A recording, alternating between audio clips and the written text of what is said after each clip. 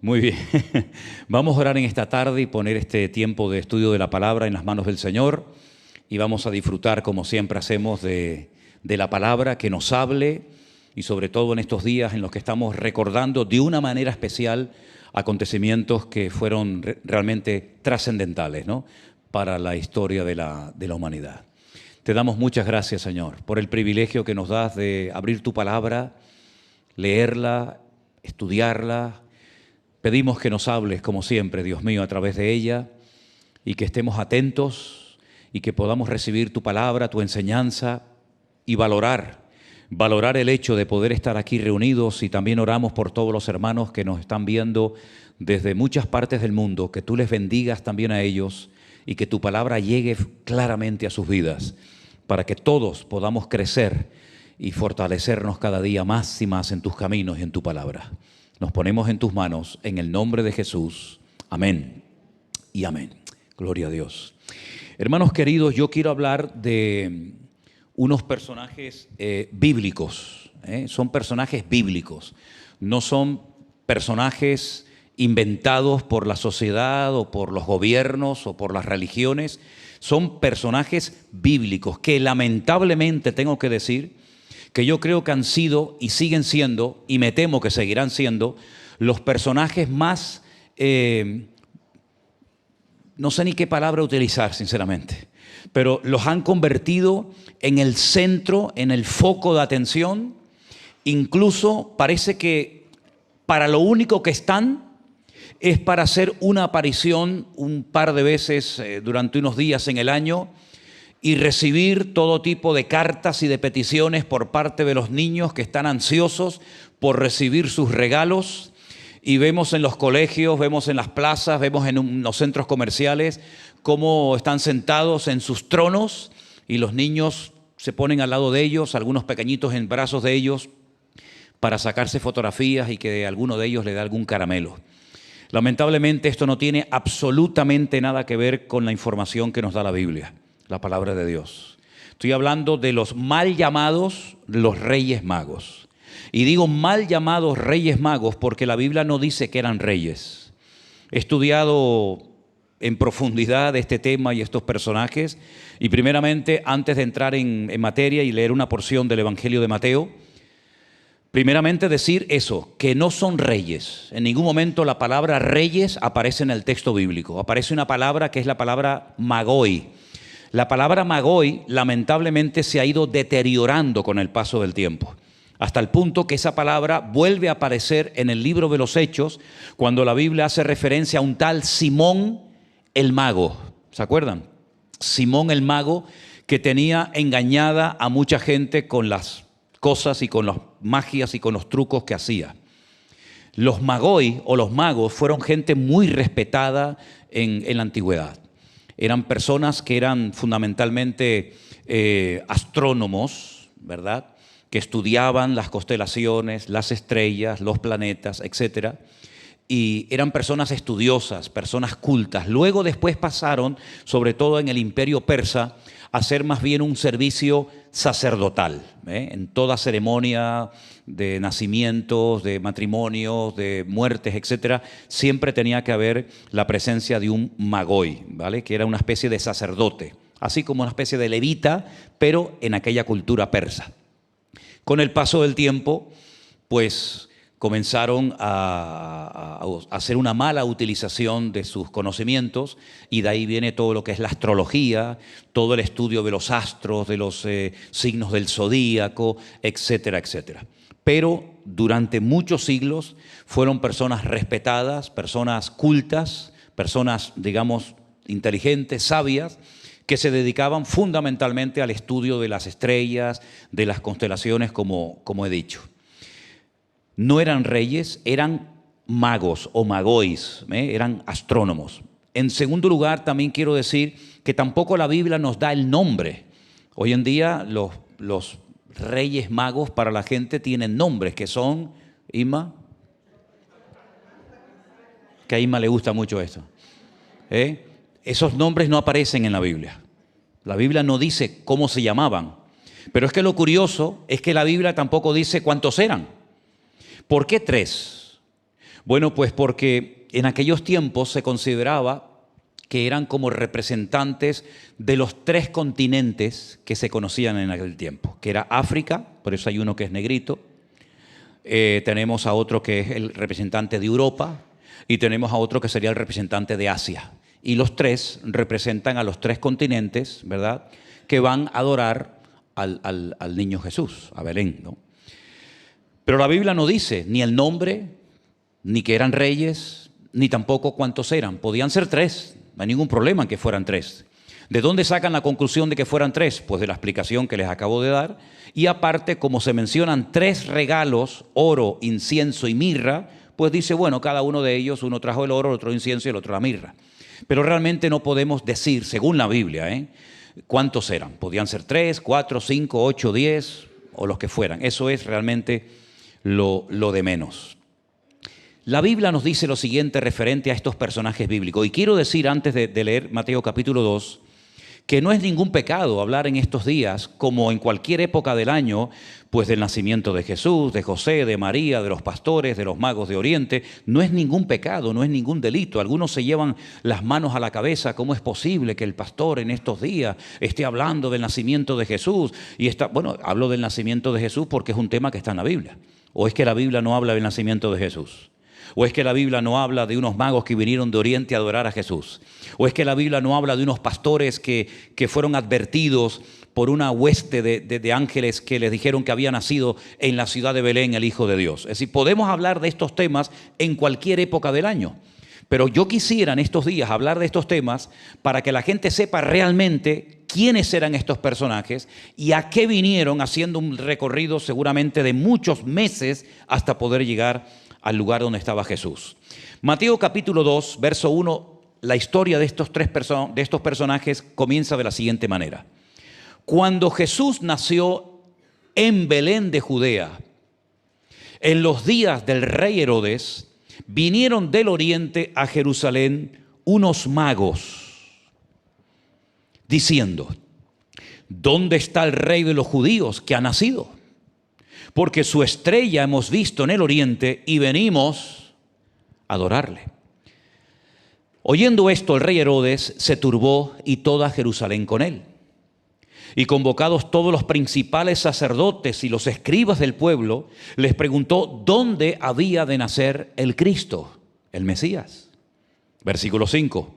Ellos le dijeron, en Belén de Judea, porque así está escrito por el profeta, se refieren al profeta Miqueas, y tú, Belén de la tierra de Judá, no eres la más pequeña entre los príncipes de Judá, porque de ti saldrá un guiador que apacentará a mi pueblo Israel. Entonces Herodes, llamando en secreto a los magos, indagó de ellos diligentemente el tiempo de la aparición de la estrella.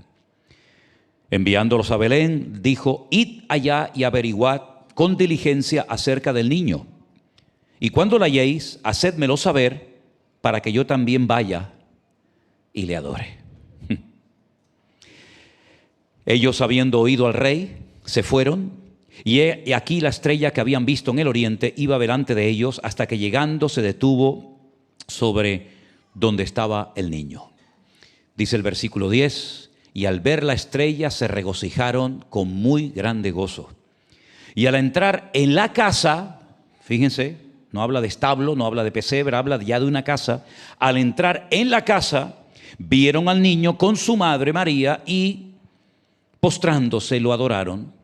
Y abriendo sus tesoros le ofrecieron presentes, oro, incienso y mirra. Pero siendo avisados por revelación en sueños que no volviesen a Herodes, regresaron a su tierra por otro camino. ¿Cuántos dicen amén? Qué historia tan interesante, ¿no?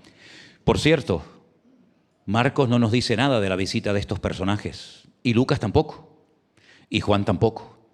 Así que doy gracias a Mateo, porque se animó a contarnos la visita de estos hombres que vinieron de lejanas tierras a traerle presentes al Señor Jesús, al niño en aquel momento, porque si Mateo no nos hubiera hablado de estos personajes, nunca sabríamos, nunca, que el Señor Jesús y sus padres fueron visitados por estos personajes tan interesantes.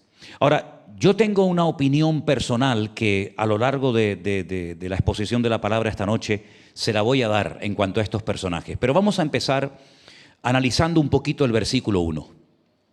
El versículo 1 dice que Jesús nació, pues donde dice la Biblia que tenía que nacer, en Belén de Judea. El único profeta del Antiguo Testamento, y mira que hay profetas en el Antiguo Testamento, muchos conocidos y otros no tan conocidos, muchos recibieron mucha información acerca del Señor Jesús, por supuesto unos más y otros menos, pero el único profeta de la antigüedad que sabía dónde iba a nacer el Señor fue el profeta Miqueas. El profeta Miqueas profetizó que cuando viniera el Mesías, que cuando naciera el Mesías, y esto es muy interesante decirlo, porque el Mesías no iba a venir del cielo de mayor, de adulto, sino que iba a nacer. Es decir, que el Mesías habría una etapa en su vida en la que sería un bebé, sería un niño pequeño, y tendría una madre y un lugar de nacimiento. Y esto es muy importante porque hasta el día de hoy, algunas personas creen que cuando venga el Mesías, algunos creen por primera vez, vendrá de adulto, vendrá ya grande. Y eso no es lo que dice la Biblia referente a la primera venida del Mesías. El profeta Miqueas dice que tendría que nacer como cualquier ser humano, de una mujer, con dolores de parto, en fin, todo lo que eso conlleva. Y tendría que nacer en un lugar específico, que era Belén de la provincia o de la región de Judea. Ahora, en el Antiguo Testamento se habla de Belén, no es la primera vez que aparece este nombre en la Biblia. En hebreo el nombre es Bet-Lehem, que significa la casa del pan. Era un lugar donde se criaban los corderos que luego se iban a sacrificar en el templo fundamentalmente, y era un lugar donde había muy buena tierra para la siembra. Prueba de ello es que en esa población vivía un señor llamado Booz. ¿Se acuerdan de Booz? ¿Se acuerdan de él? Booz era el hijo de Rahab, que se había casado a su vez con un israelita. Booz tenía muchas tierras en Belén de Judea, y él vivía allí, y allí fue donde llegó Noemí, viuda, porque había perdido a su marido y a sus 2 hijos, pero llegó con una de sus nueras. ¿Quién era? Exactamente, Ruth la Moabita. Y saben ustedes que Belén es tan alto, Belén está casi 800 metros de altura, y desde Belén se ve enfrente las montañas de Moab, se ve Jordania. Y allí es donde estaba Ruth trabajando para su suegra Noemí. No solamente aparece Belén en la Biblia en esa ocasión, sino que tiempo atrás una mujer al dar a luz murió en el parto. Y es la única matriarca del pueblo de Israel que no está enterrada en Hebrón, en la cueva de los patriarcas y de las matriarcas. En la cueva en Hebrón está Abraham, Isaac y Jacob. Y al lado está Sara, la esposa del patriarca Abraham. Al lado de Isaac está su esposa Rebeca. Pero al lado de Jacob no está enterrada Raquel, sino está Lea. Porque Raquel murió en el parto y está enterrada muy, muy cerca de Belén. ¿Sí? Un poquito antes de llegar a Belén, nosotros hemos tenido la oportunidad de ir, no muchas veces, pero tal vez 3 o 4 veces yo he ido a Belén. Y yendo de Jerusalén a Belén, que hay como aproximadamente unos 10 kilómetros hacia el sur, te encuentras con un lugar donde dice tumba de Raquel. Y allí va mucha gente a orar y a visitar la tumba, ¿no? Así que ella está enterrada muy cerca de Belén. Pero sin lugar a dudas, Belén en el Antiguo Testamento era muy, muy conocido porque allí nació nada más y nada menos que el rey más grande y más importante de todos los que hubieron en Israel, que fue el rey David. El rey David. El rey David nació en Belén y hay una historia muy bonita donde él dice en alta voz a sus soldados: ¿quién me diera a beber del pozo, de las aguas del pozo de Belén? Y allí entran sus soldados jugándose la vida, cogen un poco de agua del pozo, se lo llevan, y entonces él cuando la derrama, ¿verdad? También lo hizo Alejandro Magno en su momento, ¿no? Pero bueno, a lo que vamos, fue en ese lugar donde nació el Señor Jesucristo. Como dije el domingo, sus padres no vivían en Belén, vivían en Galilea, muy lejos. Desde Belén hasta donde vivían sus padres hay 130 kilómetros. Imagínense lo que es caminar 130 kilómetros para llegar a Belén de Judea, porque en aquellos días Augusto César, del cual hablé un poquito el domingo, había dado un edicto había promulgado que todo el mundo tenía que ir a su lugar de origen para ser empadronados. Y justamente allí, en aquellos días, nació el Señor Jesucristo, en días del rey Herodes. Ahora, si ustedes leen en la Biblia todas las veces que aparece Herodes, ustedes pueden llegar a la conclusión equivocada de que este hombre tenía la vida eterna, porque no muere nunca. Pero es que hubieron muchos Herodes. Este Herodes que aparece en el versículo 1 se llama o se conoce con el nombre de Herodes el Grande. Este fue el que construyó, por ejemplo, Masada, el templo que hay en Masada, que se sube con un teleférico, que hemos subido muchas veces allá arriba. Este fue el que hizo el puerto y la ciudad de Cesarea la Marítima. Este fue el que hizo el famoso Herodión. Por cierto, hace unos días vi en YouTube un documental acerca de los últimos descubrimientos arqueológicos que se han hecho en el Herodión. Les recomiendo que lo vean. Hay un arqueólogo judío que ya murió, ahora les voy a decir cómo murió. Este arqueólogo se llamaba Ehud, no me acuerdo el otro nombre, pero sé que su nombre era Ehud. 40 años estuvo tratando de localizar la tumba del rey Herodes. 40 años. Finalmente la encontró. Hay una montaña artificial, no es una montaña natural. Herodes lo que hizo fue que mandó hacer una montaña artificial, la rodeó con unas murallas enormes y dentro construyó una auténtica ciudad. Se puede visitar, véanlo en YouTube, es tremendamente interesante. La cantidad de habitaciones, de palacios, de dependencias es tremendo. Y allí fue enterrado el rey Herodes el Grande. Pero durante 40 años este arqueólogo judío llamado Ehud no la encontró, pero finalmente la encontró. Un sarcófago enorme y un día caminando por unas murallas que rodean el Herodión, como así se llama, tropezó y cayó encima de la tumba del rey Herodes y allí se quedó y murió. ¿Qué les parece? Las paradojas de la vida. 40 años buscando la tumba del rey Herodes, tropieza y se cae encima de la tumba. Bueno, para que después digan que no la encontró, para que después digan que se equivocó de tumba. Bueno, pues allí era donde vivía este hombre, un hombre terrible. Si ustedes están interesados un poquito en conocer la historia, este era un demonio. Mira, este mató a su madre, se llamaba Alejandra. No hay ninguna Alejandra aquí, ¿no? Mató a su mujer, a Mariana. Mató a 3 de sus hijos, Antípater, Alejandro y Aristóbulo. Los romanos, que fueron los que le pusieron, porque este era idumeo y medio judío, ¿verdad? Lo pusieron los romanos porque se fiaban de él, era cruel. Los romanos decían que un cerdo vivía más seguro que una persona en el palacio del rey Herodes. Era desconfiado, era antipático, era agresivo, era terrible. Como él sabía que era pésimo, era malo, pero malo, lo que hizo fue, sabiendo que nadie iba a llorar cuando muriera, cogió a los sabios y a la gente más importante de Israel, los encerró en una cárcel y dijo: cuando yo me muera, como sé que no van a llorar por mí, quiero que les corten la cabeza a todos. Y así van a llorar. Y la historia dirá que estaban llorando por mí. Este era el rey Herodes. Tú imagínate haber nacido en esa época.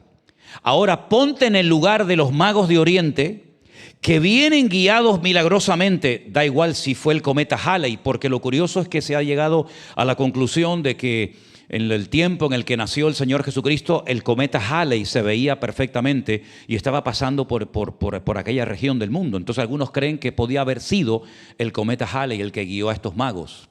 Otros piensan que fue una alineación de las estrellas Almitag, Almilán y Mintakah, que se alinearon con una serie de planetas y Júpiter y no sé qué. Bueno, realmente no sabemos exactamente qué fue lo que sucedió, pero estos hombres entendieron que alguien importante había nacido y que había que ir a adorarlo y había que ir a hacer acto de presencia y llevarle presentes, pues como se hacía cada vez que se visitaba a una persona importante y en este caso un rey. La cuestión está en que ahora imagínense con este personaje siniestro que es capaz de matar a sus hijos, capaz de matar a su madre, capaz de matar a su esposa, capaz de matar a todo lo que se le pusiera por delante. Ahora llegan estos y le dicen: ¿dónde está el rey de los judíos que ha nacido? ¿Saben lo que es decirle a Herodes en la cara ha nacido el rey de los judíos y venimos a adorarlo. Pero es que tienen delante de él al que supuestamente en ese momento era el rey de Israel. Se jugaron la vida. Que poco se habla de lo valientes que fueron los magos de Oriente, ¿eh? Porque todo el mundo sabía el carácter que tenía Herodes, ¿eh? Todo el mundo sabía perfectamente cómo era este hombre. ¿Cómo se atrevieron a ir a este hombre a decirle: hemos venido a adorar al rey de los judíos porque su estrella hemos visto en el oriente y venimos a adorarlo? Era jugarse la vida. Pero lo hicieron, lo hicieron. Lo curioso es que Herodes, que conocía un poco las escrituras porque tenía algo de judío en su sangre, llamó, dice, que a los principales sacerdotes y a los escribas del pueblo, los profesionales de la religión, y le dice: ¿dónde tiene que nacer el Mesías según las Sagradas Escrituras? Y ellos le dieron la respuesta exacta. Conocían el versículo de memoria. No puede nacer en cualquier parte, tiene que nacer en Belén de Judea, porque así lo dijo el profeta Miqueas en el capítulo 5, versículo 2 de su libro. En Belén de Judea. Y el que nazca en ese lugar, que va a ser el Mesías, será el guiador del pueblo de Israel y será el que va a apacentar a toda la nación y a todo el pueblo. La pregunta que yo me he hecho al leer este texto, y mira que he leído este versículo y este pasaje no sé cuántas veces: ¿por qué, si ya sabían que había nacido el Mesías, por qué no fue ningún sacerdote ni ningún escriba a ver cómo era el niño, a ver dónde estaba, a comprobar si efectivamente era del linaje de la tribu de Judá? ¿Por qué no fueron los sumos sacerdotes? ¿Por qué no fue una comitiva de los sacerdotes, de los levitas, para comprobar si realmente lo que estaban contando esta gente era verdad? Es que mira, yo he notado en este pasaje que en la época en la que nació Jesús, fundamentalmente hubo tres reacciones. Tres reacciones. Por una parte, el odio de Herodes, porque lo que quería Herodes era matarlo, no quería ir a adorarlo. El odio de Herodes. Por otra parte, la indiferencia total y absoluta de los sacerdotes y escribas. Ha nacido, sí, en Belén de Judea, sí, yo no voy, yo no tengo que ir para nada. Y esos eran los religiosos. Esos eran los que tenían que ir a comprobar. Preferían estar en el templo mirando los pelos de las cabras y de las ovejas, cumplir con el ritual de los sacrificios, que ir a comprobar si realmente había nacido el Mesías. Es que los religiosos son así, son los que se tragan el mosquito, no. Son los que cuelan el mosquito, eso, y se tragan el camello, ¿verdad? Preferían estar en el templo. Bueno, ya ha nacido, ya iremos. Como dicen algunos cuando los invitamos a los cultos, ¿no? Me lo dijo esta mañana un señor, ya me lo ha dicho 50 veces. Algún día iré. El domingo a lo mejor voy, y me lo lleva diciendo desde el 2003. Algún día. ¿Por qué no fueron los sacerdotes? ¿Por qué no fueron los escribas? Indiferencia total y absoluta. Así que tenemos la reacción del odio de Herodes, la reacción de indiferencia de los sacerdotes, pero la reacción de admiración y de adoración por parte de aquellos hombres que vinieron de lejanas tierras, seguramente viajando durante, no quiero decir años, pero seguro viajaron durante muchos meses, durante mucho tiempo. Y hoy en día seguimos viendo la misma reacción. Unos odian a Cristo, no quieren ni hablar de Él. Porque me hace gracia que cuando vienen los magos de Oriente, en los colegios, en el estadio que van a venir dentro de unos días, o donde sea, vienen los magos de Oriente y han quitado todo el protagonismo del protagonista de la historia, que es el Señor Jesús. Ellos se han posicionado y los actores secundarios han desplazado al actor principal, que fue nuestro Señor Jesucristo. Porque los magos de Oriente, ¿de dónde vienen? ¿Por qué vinieron de lejanas tierras? ¿A quién vinieron a adorar? ¿Por qué fueron hasta Belén de Judea? ¿Qué tiene que ver lo de la estrella? La gente no tiene ni la más remota idea.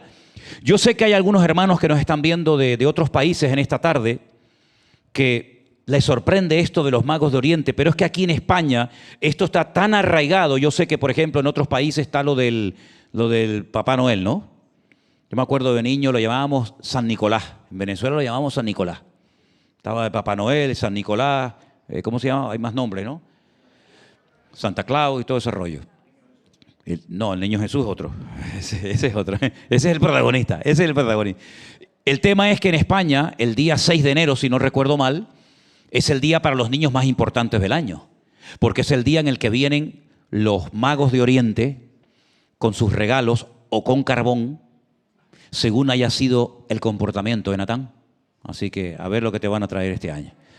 Y a mí me decían, bueno, ya no era tan pequeño, que había que dejar la ventana media abierta y dejarles algo de agua y comida para los camellos. Eso es lo que nos decían. Y uno hacía una carta con aquella ilusión, ¿verdad? Esto en España está muy arraigado, muy arraigado. Lo que me ha llamado la atención que cuando yo vine de Venezuela y salíamos a las calles estaban llenas de niños con balones, con bicicletas, con gente vestida de futbolista. Llevo 2 años asomándome al balcón el Día de Reyes y no hay ni un niño en la calle a esas horas. Claro, están con las maquinitas, están con las máquinas diabólicas en las casas jugando. Entonces ya eso de un balón, de una bicicleta, como que ya no pega, ¿no? Pero es interesante notar que estos hombres viajaron durante meses, hombres de ciencia, hombres cultos, hombres que sabían lo que significaba aquella alineación de planetas, hombres que sabían perfectamente lo que estaba sucediendo en lejanas tierras como era Belén de Judea. ¿De dónde sacaron esa información? Y ahí es donde yo voy a dar mi opinión personal. Ustedes saben que en el Antiguo Testamento hubo un profeta. No sé si él se consideraba profeta, pero nosotros lo consideramos y lo llamamos un profeta, que fue el profeta Daniel, que él había recibido a lo largo de su vida muchas visiones y revelaciones acerca de los acontecimientos finales. No voy a hablar ahora de todas las visiones y revelaciones y profecías que recibió porque nos llevaría mucho tiempo. Pero en una de ellas, él recibe la fecha de la primera venida del Mesías. El Señor le dijo, más o menos así, parafraseo el texto, sabe pues y entiende que desde la salida de la orden para restaurar Jerusalén y los muros hasta el Mesías príncipe, y le da una fecha. Se podía hacer un cálculo, desde que salieran del cautiverio en Babilonia hasta que apareciera el Mesías, pasarían 483 años o 69 semanas según el calendario hebreo, ¿no? Es decir que cuando salieran del cautiverio en Babilonia, que salieron en varios grupos, con Zorobabel, con Nehemías, etcétera, con Esdras, se podía contar y saber cuándo nacería el Mesías. Además se sabía dónde iba a nacer, que era en Belén de Judea. Es interesante notar que el día que el Señor Jesucristo entró triunfalmente a la ciudad de Jerusalén, antes de entrar, se detiene en el Monte de los Olivos y hay allí una iglesia que se llama la iglesia de la lágrima, que tiene como forma de lágrima, ¿verdad? Donde cuenta la tradición que Jesús se detuvo y en el altar mayor de la iglesia hay un gallo, o mejor dicho, una gallina arropando a los polluelos, y en latín aparece ese versículo que dice: Jerusalén, Jerusalén, que matas a los profetas y apedreas a los que yo te envío. ¿Cuántas veces yo quise juntar a mis hijos como la gallina junta a sus polluelos y no quisisteis, ¿verdad? Allí se para el Señor Jesucristo y llora, porque Él sabe que aunque ese día le van a recibir triunfalmente y van a decir aquella frase que se decía solamente cuando viniera el Mesías, Baruch haba Beshem Adonai, bendito el que viene en nombre del Señor, Él sabía perfectamente que esa multitud, que esa masa de gente que le estaba recibiendo con palmas y con vítores ese día, esos mismos, esa misma semana, iban a pedir su vida a Poncio Pilato, el gobernador de Judea. Por lo tanto, Él llora, porque Él no solamente ve lo que le va a pasar dentro de unas horas, sino Él ve lo que le va a pasar a Él y lo que le va a pasar a la ciudad. Una destrucción total y absoluta que ocurrió pues unos pocos años después de su profecía, ¿no? En el año 70 después de Cristo. Así que toda esa información acerca de la venida del Mesías y todos los tesoros, porque no se olviden que Nabucodonosor engrandeció muchas veces a Daniel y a sus compañeros y llegó a ser una persona muy influyente y tremendamente rica.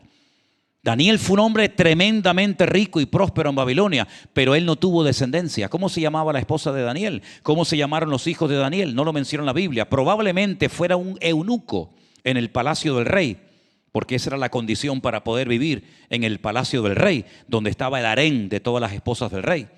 Por lo tanto, él no tuvo descendencia, pero sí compartió toda la información. Sí compartió todo lo que él había recibido de parte del Señor en revelación.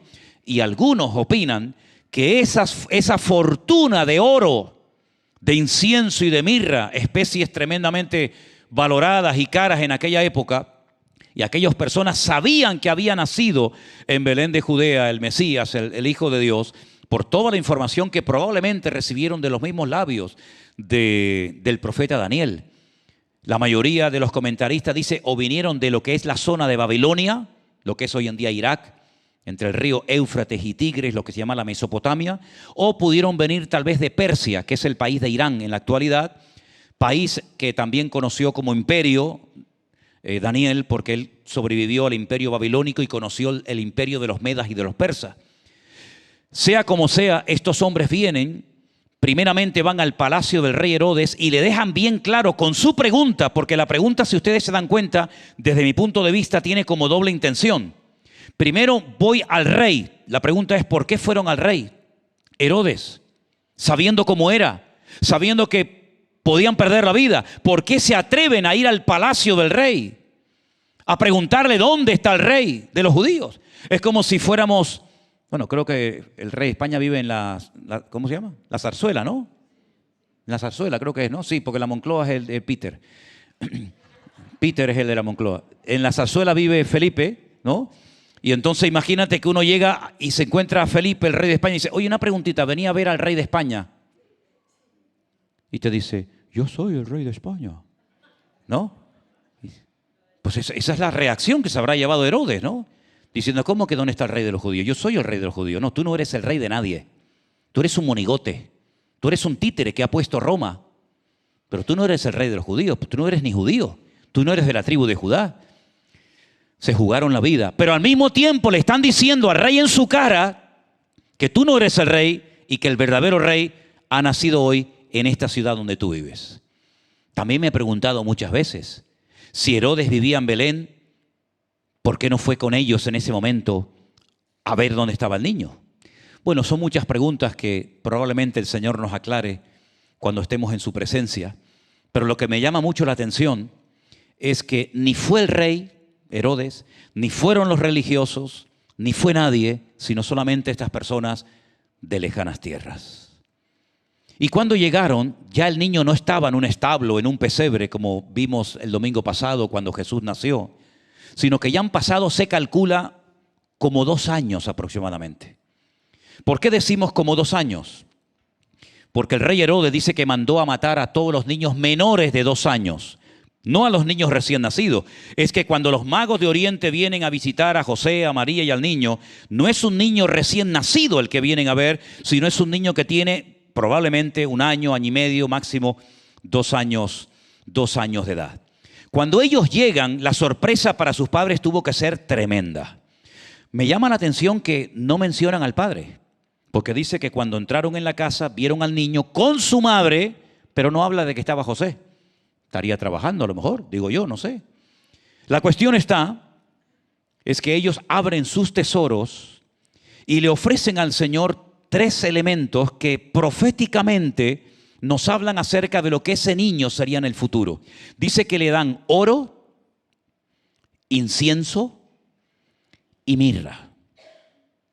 El Señor Jesucristo dice que era el rey, ¿sí o no? Hemos venido a ver al rey de los judíos. Cuando lo crucificaron, pusieron encima de la cruz un cartel en hebreo, en latín, y griego, que decía, este es el rey de los judíos que ha nacido, o este es el rey de los judíos. El ángel Gabriel le dijo a María que él sería el rey de todo Israel y que su reino no tendría fin. Así es que en el oro, la realeza, vemos que efectivamente él era el rey, pero no un rey normal y corriente, porque todos los reinos, todos los reyes tienen un principio y tienen un fin, pero el reino y el rey de reyes y señor de los señores nunca tendrá un fin, sino que reinará eternamente y para siempre. ¿Cuántos dicen amén? Pero también fue un profeta, Y también fue sacerdote, según la orden de Melquisedec, porque algunos dicen Jesús no podía ser sacerdote, porque los sacerdotes solamente podían formar parte de la tribu de Leví. Y Jesús no era de la familia de Leví, era de la tribu de Judá. Pero ahí lo aclara la carta a los Hebreos, muy interesante por cierto, y dice que él era sacerdote según la orden de Melquisedec. Melquisedec en hebreo es Melech Sedec, que es el rey de justicia, un personaje que aparece en el Antiguo Testamento cuando Abraham viene de haber peleado con unos reyes tremendamente poderosos y de repente aparece en la escena este hombre que dice que era rey de Salem. Eso dice en español, pero en hebreo dice que él era el Melech Shalom. Era el rey de la paz. ¿Y no recibe el Señor Jesucristo el título de rey o príncipe de paz? Dice que Abraham le da los diezmos. ¿Y dónde aprendió Abraham el tema de los diezmos? Si eso por primera vez se menciona como algo obligatorio en la ley de Moisés, y Moisés ni había nacido. Pero Abraham dice que le da los diezmos de todo lo que había ganado al rey de Salem o al rey de paz. Y además dice la carta a los Hebreos que nadie sabe ni cómo se llama el padre, ni la madre, ni tiene árbol genealógico, no tiene principio ni tiene fin. Este rey, amigos y hermanos, este rey de Salem fue sin lugar a dudas una de las muchas apariciones del Señor Jesucristo en el Antiguo Testamento. ¿Cuántos dicen amén? Y saben una cosa, el mismo Señor Jesucristo respalda lo que acabo de decir. Cuando un día el Señor Jesucristo está predicando y los judíos le dicen: nosotros nunca hemos sido esclavos de nadie. Nosotros somos hijos de Abraham. ¿Así? Le dice el Señor. ¿Ustedes son hijos de Abraham? Ustedes son hijos de vuestro padre el diablo. Mira, si alguien usó calificativos durísimos contra el pueblo de Israel, fue sin lugar a dudas el Señor Jesucristo. Yo no me atrevería a decirle a un judío esto. Pero el Señor Jesucristo, que era judío, y más judío que nadie, le dijo: vosotros sois de vuestro padre el diablo. Si vosotros verdaderamente fuerais hijos de Abraham, ustedes tendrían que creer en mí. Porque Abraham vio mis días y se gozó. Y entonces se burlan del Señor y le dicen: ¿que Abraham te conoció a ti? ¿Cuándo te conoció a ti Abraham? Si tú no tienes ni 40 años. Abraham había muerto hacía siglos. Pero sin embargo el Señor Jesucristo dice: no, Abraham vio mis días. Abraham vio mis días y se gozó en ellos. Y en otras apariciones también que el Señor Jesucristo hace en la tienda de campaña de Abraham. Por lo tanto, es interesante ver cómo toda la historia va encajando a la perfección. Porque por otra parte uno dice: bueno, si alguien sabía en este mundo quién era ese niño, es decir, si alguien lo tenía pero no claro, clarísimo, quién era ese niño, yo les pregunto a ustedes, si pueden responder en altavoz, no hay ningún problema, ¿quién era, hermanos? ¿Quién sabía perfectamente quién era ese niño? Sí, el diablo, sí. No, pero no vamos al campo espiritual, sino al campo. ¿Quién sabía perfectamente cuando miraba al niño que ese niño era el Mesías, el Hijo de Dios, que había nacido de una forma diferente a todos los niños? ¿Quién? Totalmente. ¿Sí o no? María sabía perfectamente que ella se quedó embarazada, sí, sin tener ningún contacto con su futuro marido, que era José, porque estaba comprometida, aún no casada. ¿Qué te parece? Como hacen los gitanos, ¿no? Que se comprometen, ¿verdad? Dice: no, el niño para el niño para la niña, se comprometen y ya se buscará el día de la boda. Ella estaba comprometida, ella no se podía casar con otro hombre, ni él con otra mujer, a menos que hubiera un acto de infidelidad. Por eso dice que como José era justo, porque se habla mucho de María, pero qué poquito se habla del padre, ¿verdad? Dice la Biblia que como José era justo, y ella le dice: estoy embarazada. Estoy embarazada. Claro, el hombre, ¿qué piensa en un momento? Me ha engañado. Se ha acostado con otro hombre. Y como yo quiero que me echen la culpa a mí y no a ella, la voy a abandonar para que así la gente diga: mira qué sinvergüenza.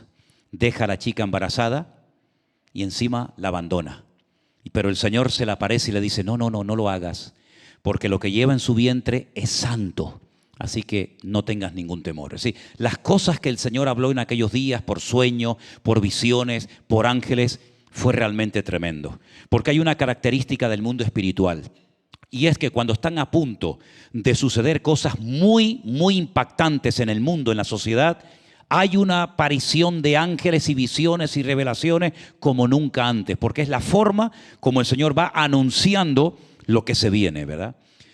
Ahora, María sabía perfectamente que ese niño era el Hijo de Dios, que ella quedó embarazada, como le dijo el ángel Gabriel, por obra y gracia del Espíritu Santo. Lo quieran creer o no, eso es lo que dice la palabra de Dios y eso es lo que creemos. Amén, hermanos.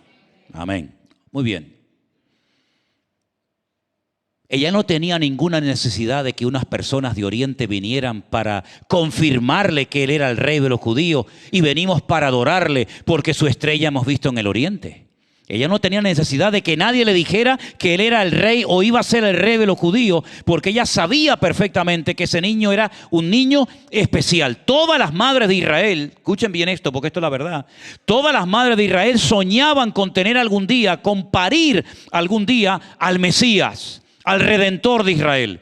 Cuando nacía un niño en Israel, enseguida la madre, enseguida lo primero que pensaba, ¿será este el Mesías? ¿Será este el Redentor? Pero ella no tenía ninguna duda.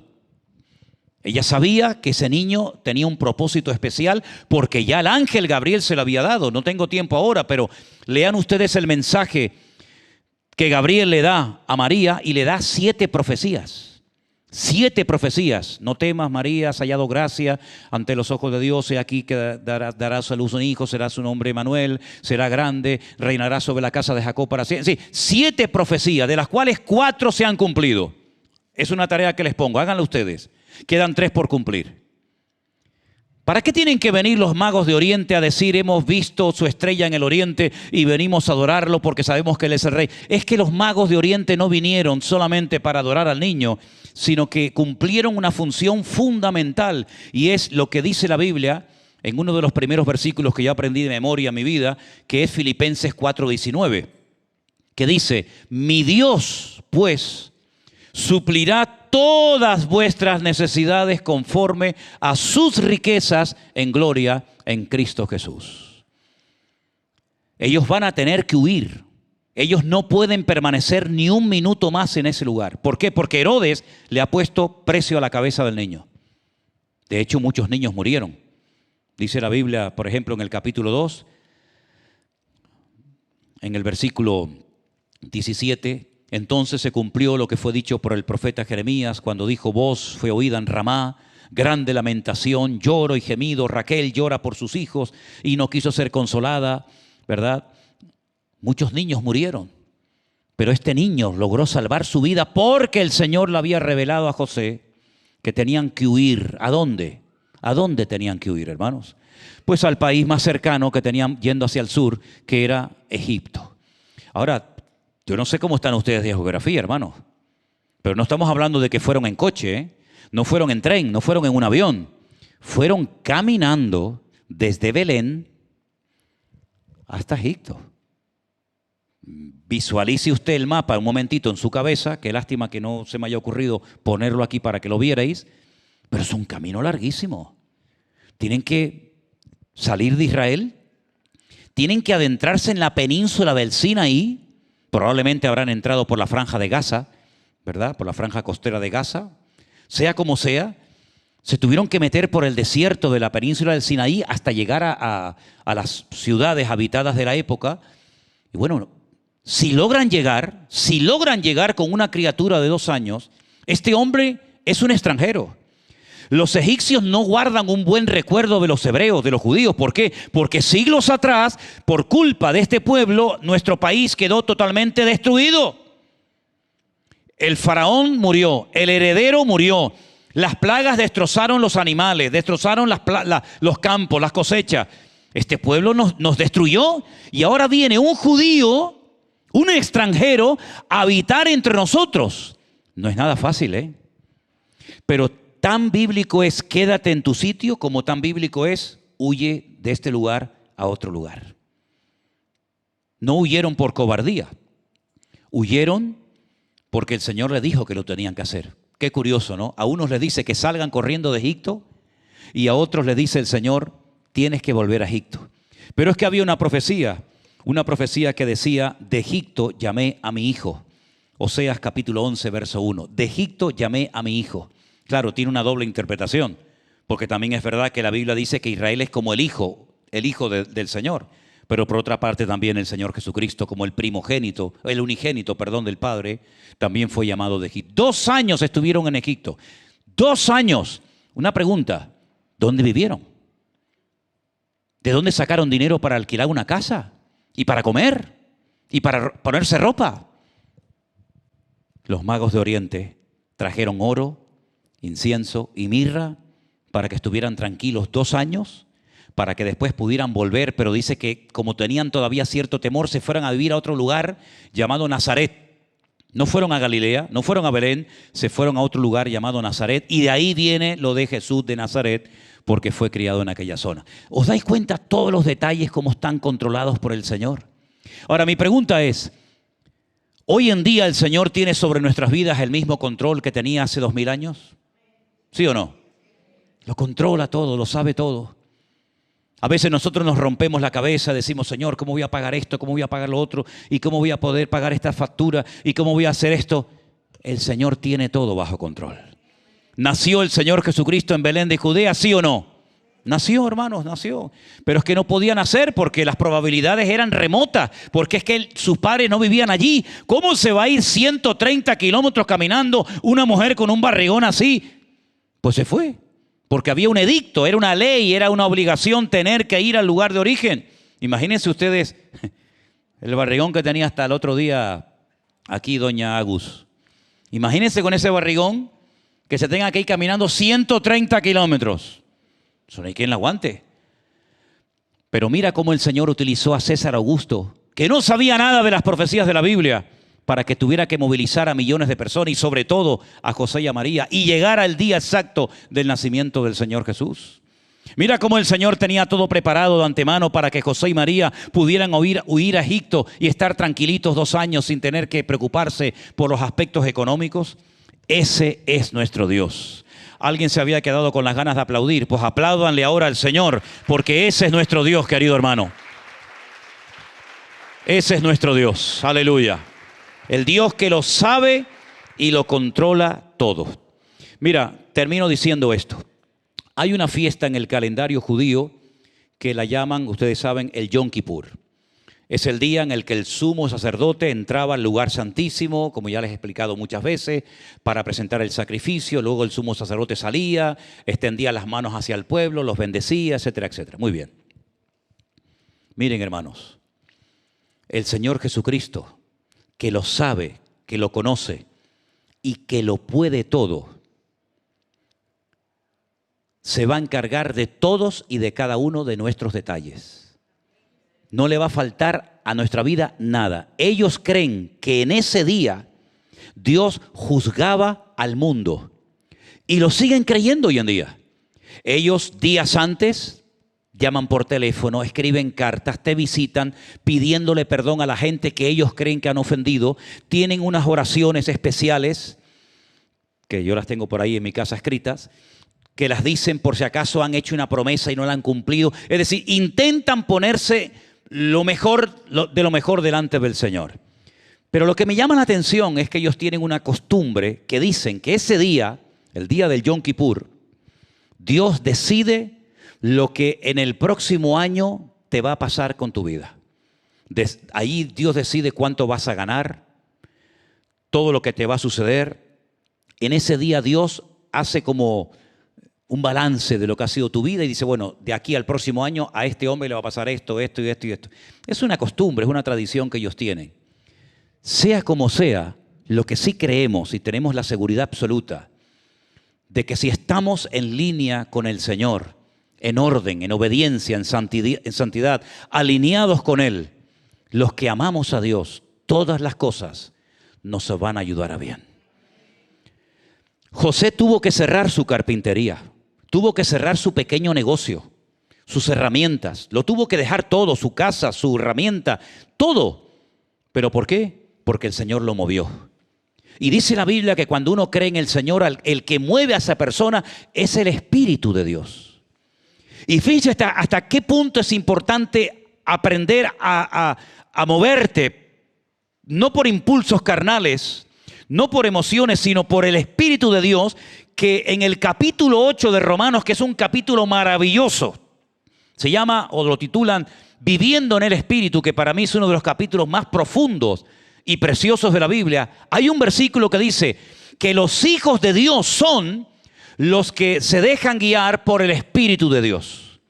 En otras palabras, una característica típica de una persona que es un verdadero hijo de Dios es que lo que mueve a ese hombre, lo que impulsa a esa persona, no son sus intereses personales, no son los asuntos económicos o de cualquier otra índole, sino que lo mueve y lo impulsa es el Espíritu de Dios.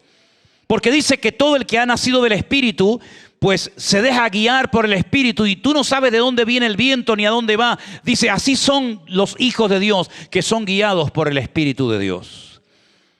Y tú tienes que dejarte mover por el Señor. Que Él abra las puertas que quiere que atravieses y que permanezcan cerradas, aunque te duele y te haga llorar. Las puertas que el Señor no quiere que se abran.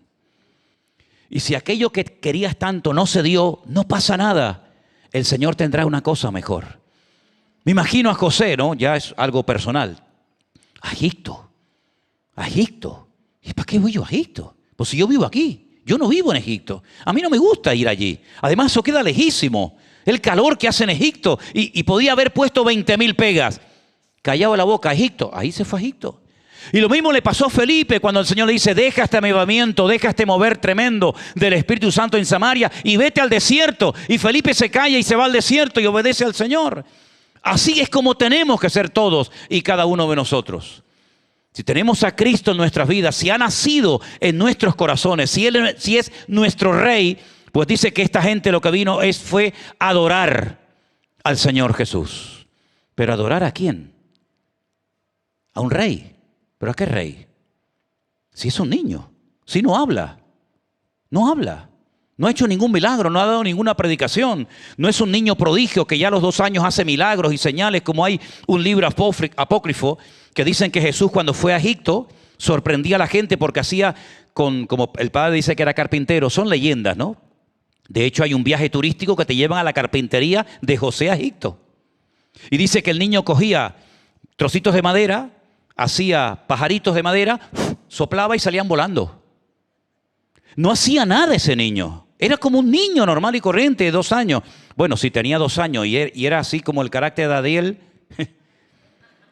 ya lo creo que se movía, ¿no? Pero bueno, se postran ante un niño a adorarlo.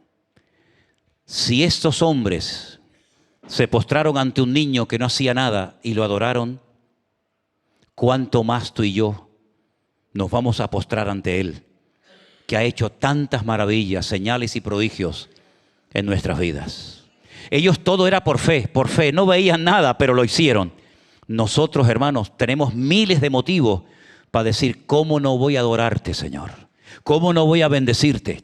¿Y cómo no voy a servirte con mi vida después de todo lo que has hecho en mi vida? Amén, hermanos. Seamos como aquellos hombres, obedientes, sacrificados, esforzados, y pongamos nuestros tesoros, nuestros talentos, los ponemos a los pies del Señor, porque no son para nosotros, son para nuestro Señor Jesucristo. ¿Cuántos dicen amén? Denle un aplauso al Señor en esta noche y nos ponemos de pie. Aleluya. Gloria a ti, Señor Jesús. Señor, te damos gracias por tu palabra. Gracias porque en estos días, de una manera especial, podemos recordar estos acontecimientos maravillosos que cambiaron el rumbo de la historia, Señor. Gracias por el ejemplo de estos hombres que vinieron de lejanas tierras para adorarte a ti, Señor. Nosotros queremos hacerlo todos los días de nuestra vida, porque entendemos que tú eres nuestro Rey, nuestro Dios y nuestro bendito Salvador. Gracias, Padre, por tu palabra. La atesoramos y la guardamos en nuestros corazones con acción de gracias en el nombre de Jesús. Amén y amén. Dios les bendiga, queridos hermanos.